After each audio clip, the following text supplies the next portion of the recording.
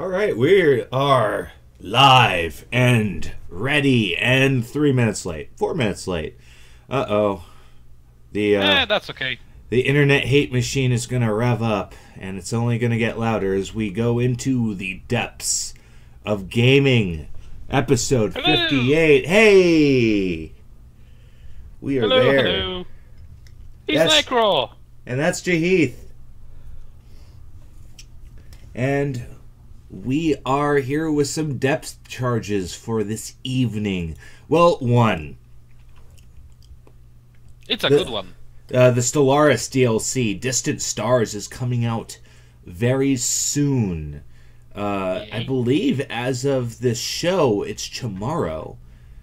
Oh, I think. It's interesting. very surprising how quickly this DLC was announced. Well, for me, tomorrow will be in 3 hours. Uh, okay, the 22nd. I'm sorry, a day and 20 hours. Oh, I tune him out at this point. Like, gotta watch out for the Polish Peanut Gallery. Yeah, So the big because there's so many thing, of them. yeah, that's true. The big thing with this DLC is it's another story pack. So it it focuses on the game world. It's going to add more anomalies. Supposedly, there's going to be 150% more anomalies with this pack. It adds 50%. Mhm. Um, By the way, the anomalies are those things that you click. Yeah, yeah, yeah, whatever. Next, next, next. yeah, those things you click without reading. Yeah.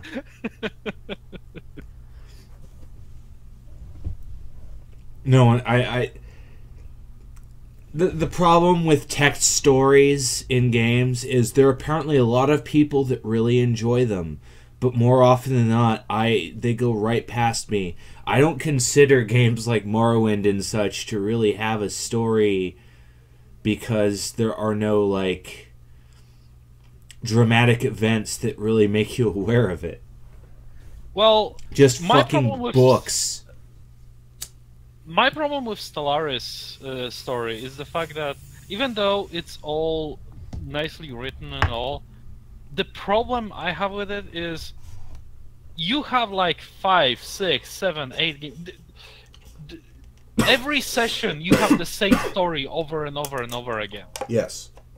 So this gets annoying pretty quickly. There's not a lot of replayability when it comes in the stories.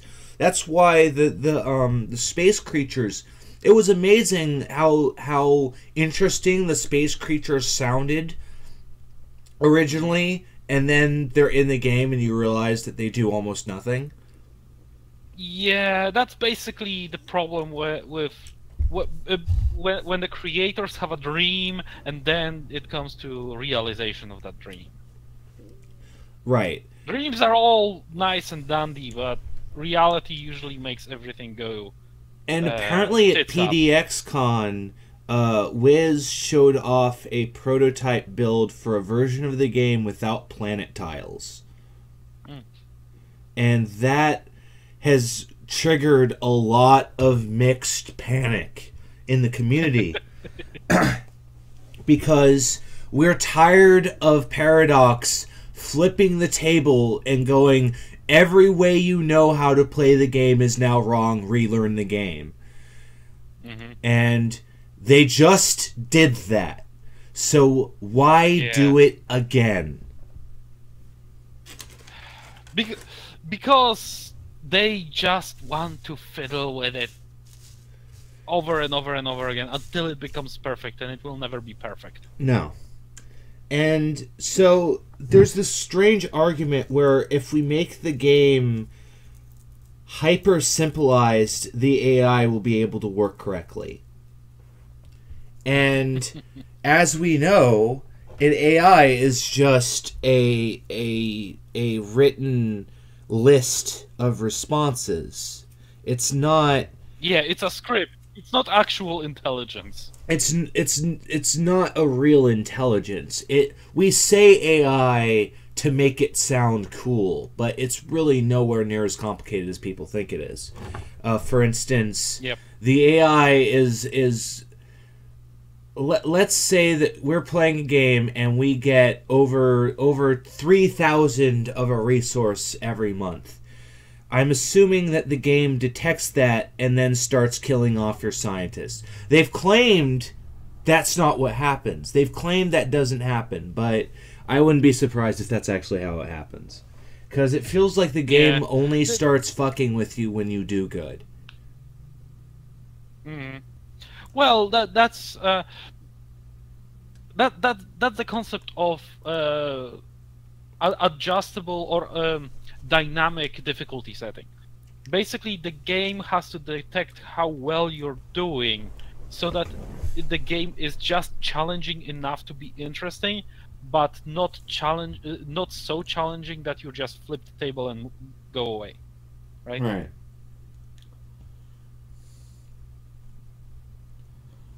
And that's kind of difficult to do. It is, especially when you consider that a lot of people play this game competitively, surprisingly enough. Mm-hmm. Yeah, I know that people play. There are games that are played competitively, and they usually take upwards of an hour.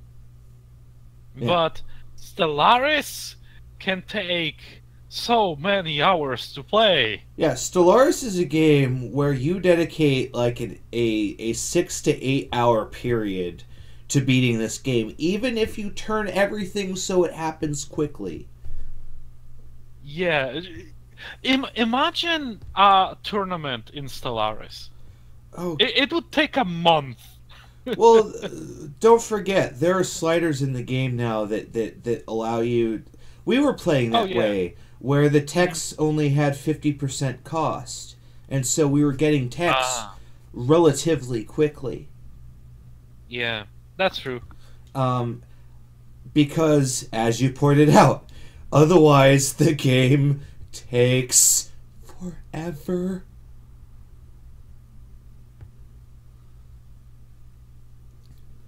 Like, I'm not going to interrupt you. Continue, please. no, it's okay. I was just gonna say there's always in games like this. There's always dissonance between what the developers say they want, what the developers produce, and what we say we want. Yep. Because there's so many competing voices at Paradox, apparently, for how to handle Stellaris, especially because they're showing off this prototype of the game without tiles. They're showing all sorts of weird shit. And they also just announced a new Age of Wonders game. It's going to be all sci-fi. Yay. I have a problem with this kind of constant improvement when it comes to Stellaris, because is they keep making giant steps backward. No, it's more like, hey, you're making me feel that when I bought the game, I bought a pre-alpha build. It wasn't done. So, finish and be done with it. I want to play the game and move into greener pastures. Make Stellaris 2. Make Stellaris 3. Don't fuck with the same game over and over again. You say that, but don't you still play Crusader Kings 2? I have it, I don't play it. It because of the PDXCon sale, all of their games are cheap. So I considered getting Crusader Kings 2 for the guys, because I think that would be a hilarious experience for them. Yeah, that would be fun. In fact, I think I will do that later. Because I think I got paid today. By the way, Steam Summer Sale is coming. Be prepared. Stock up for winter. Oh, God. Clutch up your butts. Be care. Whoops. You didn't see anything.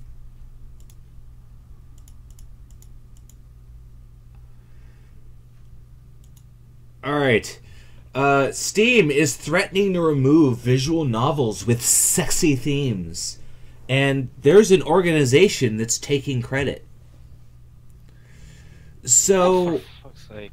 a handful of developers have pointed out that they just got troubling news from Steam games. They got takedown notices for their games. Loopysoft was affected. The Unipop developer, the people that make Tropical Liquor, the people that make Galaxy Girls, Battle Girls, pretty much. But let me guess. Everyone. None of the games that you can shoot someone's nuts off are under that ban. No, so far CCCP Games hasn't come out and said anything. Project Red hasn't got any requests that we know of. I don't think EA has gotten anything over the boobies in Godfather 2. This seems to only affect indie devs for some reason. That's rather weird, isn't it? And only the ones on Steam. Only Steam indie devs. Well, we are talking about Steam, but yeah. It's quite interesting. Now, what could have possibly caused this? So, I have a theory, and it might be because of a hate group known as the National Center of on Sexual Misconduct.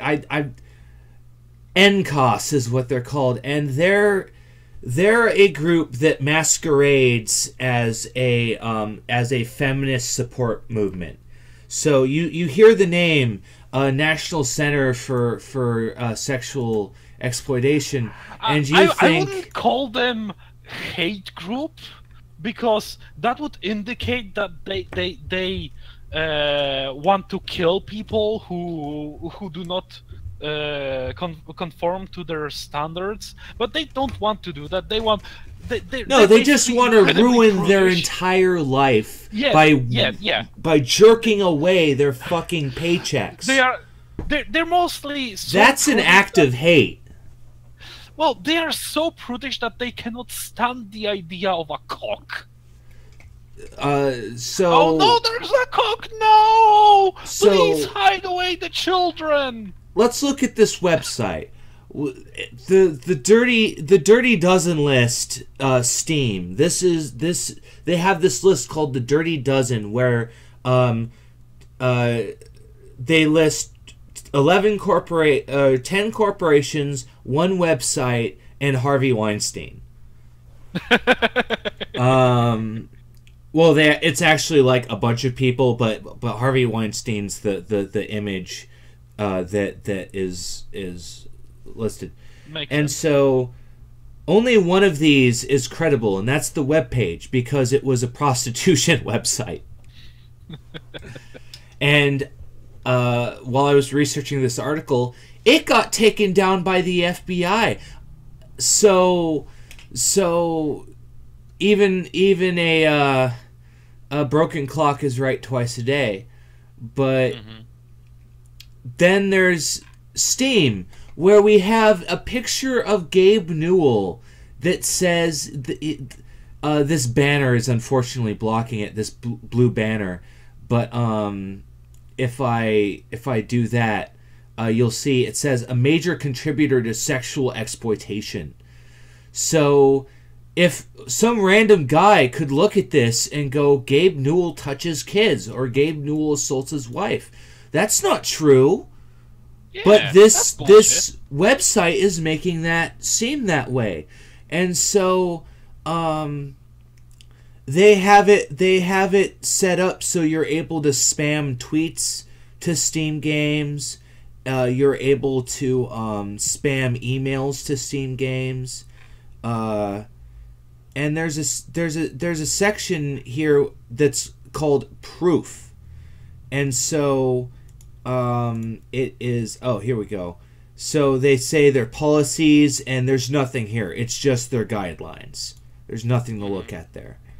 Hypersexualized games, visual novels. Oh wow, the games designed to get your rocks off are sexy. I never Basically, would have guessed. These guys are a bunch of nuns that really are really, really prudish. And cannot stand that. And on their main page, they say that people that look at any pornography are voyeurs that are setting the scene and enabling spousal, military, and child-on-child rape. Oh God! For fuck's sake, these are visual novels. Everything in them is fictional. Yes. For fuck's If you sake. play Hoonie Pop, you are somehow making some cop blow his brother's brains out. That's clearly what is happening. Sex industry games. Unicam Studio and Porno Studio. Video games with rape scenes. I think it's House Party. No, there's a report from some Steam video game user that there's like some game where you have sex with a girl and it's ambiguous. I'm almost entirely sure this game isn't actually on Steam because they don't have a Steam article on there. I think they just grabbed a visual novel off a Japanese website and went, all visual novels are on Steam, right? These guys really need to play Corruption of Champions. And so in House Party, you can get a girl to suck your dick, apparently. And they call it rape. Wait. No. Not your dick. Your character's virtual dick. Yes. Yeah, there is no technology that allows a real woman to materialize in your room to give you a blowjob. Yet. So it's frankly embarrassing that Steam let spam bots tell them what to do. Mm-hmm. Because on their page they take credit. They take credit because they apparently on May 10th launched a grassroots campaign to get the games taken off of Steam. They spammed them. Rage? Do you remember Rage and what happened to that? No. You don't remember Rage? No, I never played it. But you remember it, right? For like 3 seconds, it existed. Yeah. There was a big controversy that it's so hateful, it provokes people to do violence and blah blah blah blah blah blah. It was reinstated on Steam. Oh yeah. Right? That's basically what I mean. These people are trying to censor shit, and there's nothing here to censor. Well, the worst thing... They're looking at the idea of this game and going, that idea is bad. Yeah, we need to censor it. That's basically all they do. Because these visual novels have been cracked on hard by Steam. Last year they made it so even if there is a patch that reinstates the content they were forced to remove, they're not allowed to talk about it. Yeah. But it's there. But it's there. A lot of these games have patches that allow you to have sex with characters. Mm-hmm. And now the only result of this is these games are going to other platforms. So Steam is just enabling other platforms to establish themselves over them. Yep. And that's fine, I guess. If they want to lose money, that's cool. If they want to listen to a bunch of lunatics that hate porn, then fine. I don't think visual novels represent that big of a profit margin for Steam. No. I mean, for these people, apparently it's their lifeline. The studio that created Mutiny says that 80% of their sales come from that game. So... Mutiny? Yeah, it's Yeah, because we were talking about this. You said it wasn't Mutiny. No, Mutiny is the one where 80% of the sale. No. Okay. There's another game called A Pirate's Fate. There you go. That's what we meant. I'm sorry. Because The Pirate's Fate is a furry game where you transmog stuff. I don't think there's an adult patch, but I wouldn't be surprised if there's an adult patch. Yeah. But no, Mutiny is the one where you can patch it and have sexy times with people. So our answer of fighting sexual violence is to make people even more repressed and never have any sexual gratification. Yep. What's the thought process here? Like, by disallowing pornography, we're going to facilitate more what? Because it's as we all Christian know, values. Because as we It's all against know, yeah. people that are sexually repressed aren't more likely to attack people. That's never happened. It's because we have to protect those Christian values. We need to protect our delusions. We need to protect the kids while our priests rape them. Yes, obviously. Yeah, that's And the it's not the irony fault of here. a priest. Is they're It's all the talking kid's about, fault. oh, we have to save the kids, we have to protect the kids. By the way, priests, fuck them all you want. Yeah, the worst thing that actually can happen to a priest that raped a child, that sexually molested a child, is just sent to a different church. These guys are rape apologists. They're Yeah. pieces of shit. They're worse than rape apologists. They're rape hiders. They basically hide it away, out of sight. So, Nothing happened. yeah, these guys are reprehensible. Like, again, Gabe Newell did not earn having his picture next to major contributor to sexual exploitation. Gabe Newell does not do that. We have no evidence of Gabe Newell contributing to sexual exploitation. Yeah, we don't know if he doesn't do that, but if he does, there is no evidence. Yeah, like, what? There's no proof here that Gabe Newell's a sexual exploitation contributor. Yeah, there is no evidence that I'm a sexual offender. There's no evidence, and they're claiming there is. It's reprehensible. Moving on. Call of Duty Black Ops 4 has Battle Royale, but no campaign. They've given up. I think I muted myself in time for that sneeze. What did you say? Call of Duty Black Ops 4 has no story mode. Oh, I see. Okay. It's just a $60 game that you buy to play modes that you can play for free online. Okay. It's ridiculous. So the big thing here is What was that? huh? I think that CIA is messing with my internet. Clearly. Yeah. Well, it's because we're talking about Black Ops 4 and the CIA Yeah. apparently really likes that game. Probably. They're calling this Battle Royale mode Blackout, and it looks pretty generic. Mm-hmm. There's also a bunch of zombie modes that are in this game.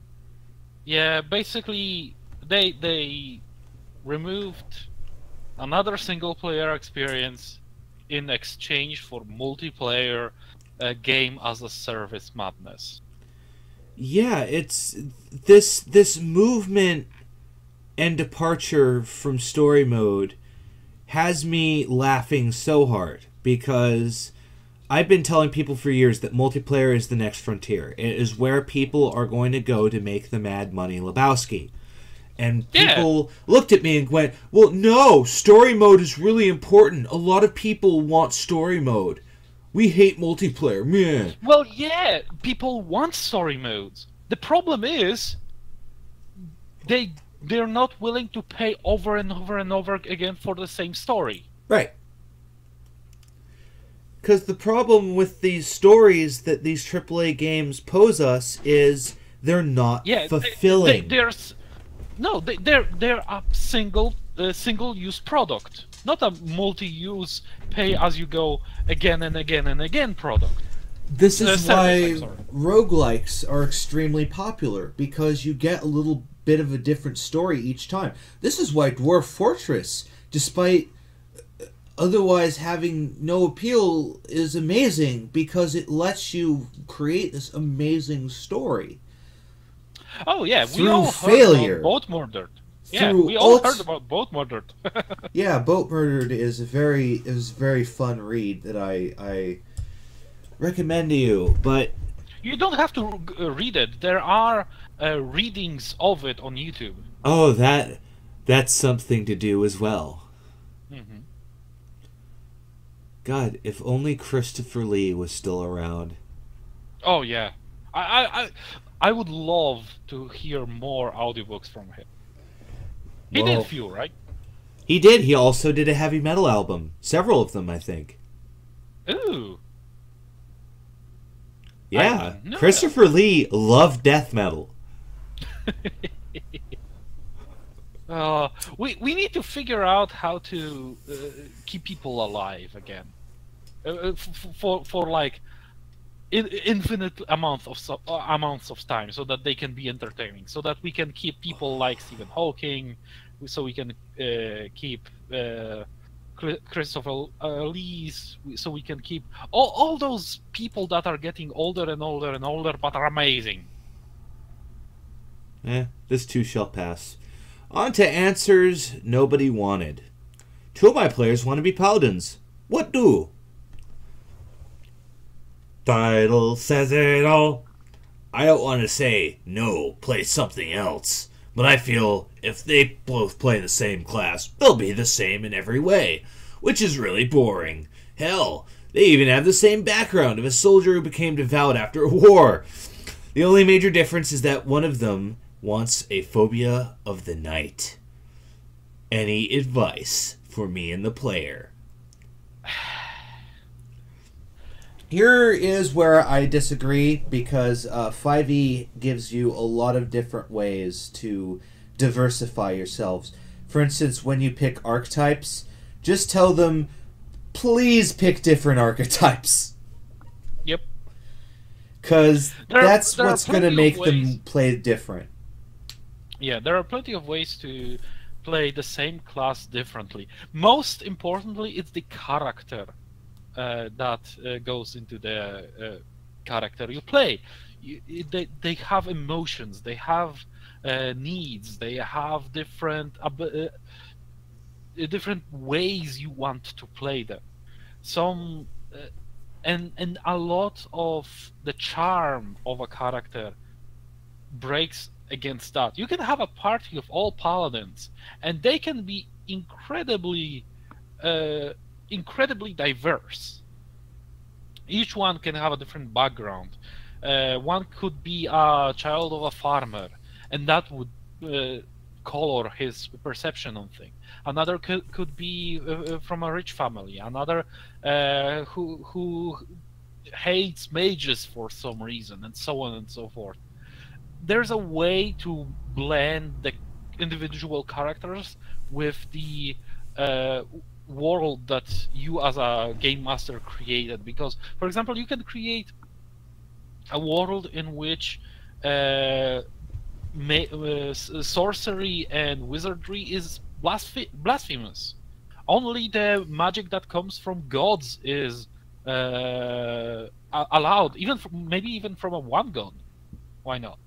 And that creates a very interesting dichotomy amongst the players. So yeah, do you kill that wizard because he dared to use magic to water crops of a farmer, or do you let them go? It's up to the player. So some will agree with one stance, some with the other.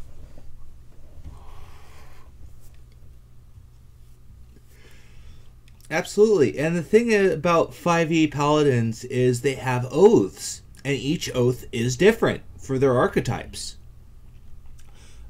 Each one has different tenets that they have to live by, and that leads to different role-playing and personalities.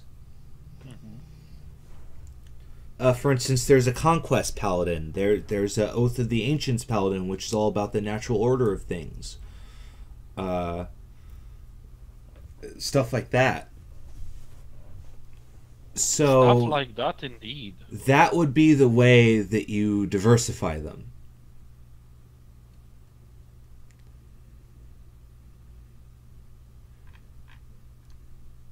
Characters, backgrounds, and archetypes. Yeah, because even if they have the same background, they can be from different armies. They can have different trinkets. They can have different bonds. They can serve different gods. Yes, they can have different deities. There's you'll have different combat abilities and features depending on what archetype you pick. So that would be the way to diversify them. I think in 5th edition also race comes into play. Yeah, it might be the same race. I don't know. Yeah, because a paladin that's a dragon, dragonborn is different than a human, is different than elf, and so on and so forth.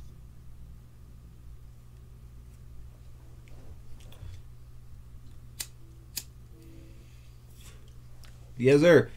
So that's your answer. Is I would recommend different archetypes when they hit level 3.